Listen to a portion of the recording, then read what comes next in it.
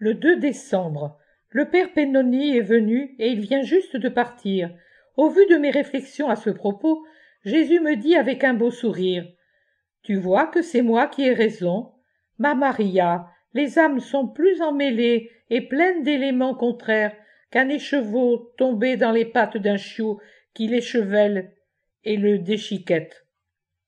Il faut avec patience et amour en ramasser tous les morceaux sur le sol, puis tous les débris inutiles et lacérés de laine filée pour pouvoir le dévider et l'utiliser.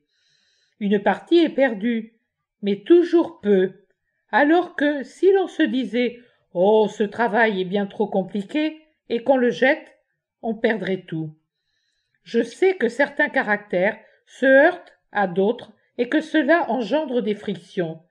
Mais où est l'amour dans ce cas? Au reste, ne te rappelles-tu pas cet élément que je t'ai mentionné? Réfléchis, observe bien que c'est celui qui, comme sous le coup de délire soudain ou d'hypnose momentanée, pousse les hommes à commettre des actes qui sont autant de souffrances pour les autres. Tu le vois, c'est un jeune garçon. Je te demande de le plonger jusqu'à l'y faire sombrer dans ton monde, qui est le mien, afin qu'il s'en imprègne et qu'il en émerge homme et nouveau et prêtre, comme j'attends que mes prêtres soient. Va en paix, je te bénis. Le 6 décembre.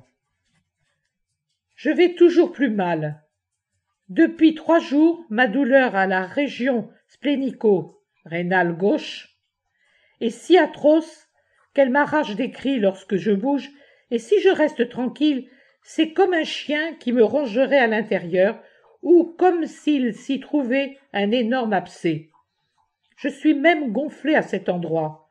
En outre, j'ai depuis hier des souffrances encore plus aiguës aux 2 poumons, si bien que chaque respiration m'est extrêmement pénible et difficile. Hier, à 15 heures, j'ai vraiment connu un moment de découragement, et j'ai pleuré à l'idée qu'il me faudra peut-être mourir ici, seul et loin de chez moi. Pourquoi êtes-vous si loin? Pourquoi avoir accepté de venir ici? Quelle pitié ai-je donc eue pour avoir fait ce sacrifice pour les autres? Aujourd'hui que je suis comme cela, dans un état grave et isolé, eux sont partis, et adieu. Mais patience, et allons de l'avant. Heureusement que je reste dans les bras de Jésus. Voici peu de temps, je me plaignais à lui. Seigneur, lui disais-je, je vais toujours plus mal. Et toi, par pitié pour mon état, tu ne dictes plus rien. Nous ne sommes plus libres et n'avons plus le moindre espoir de pouvoir partir. Que faire? Il m'a alors répondu en m'attirant à lui. Oh, que c'est doux! Remets tout dans mon pauvre berceau de Bethléem. Tu as si froid. Tu as tant d'épines. Tu manques de confort. Tu es si seul. Tu souffres tellement. Donne-moi ton froid, tes épines, ton inconfort, tes solitudes, tes souffrances. Emplis-moi mon pauvre berceau. Au contact de l'enfant Dieu, elles deviendront autant de bénédictions et de grâces. Je veux que le berceau en soit rempli, car le monde a besoin de grâce d'amour et de miséricorde. Je veux inonder le monde de miséricorde, et celle-ci doit déborder de mon berceau. Mais ce qui l'emplira, ce sont l'amour et la générosité de mes âmes victimes, des âmes qui sont vraiment mes épouses. Va en paix, je suis avec toi.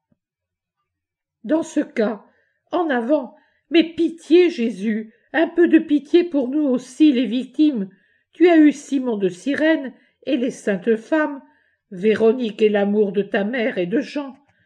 Donne-moi au moins mon directeur spirituel et ma maison. Permets que je meure avec lui, à mes côtés et chez moi. Puis fais ce que tu veux de moi, ce que tu veux, comme tu le veux.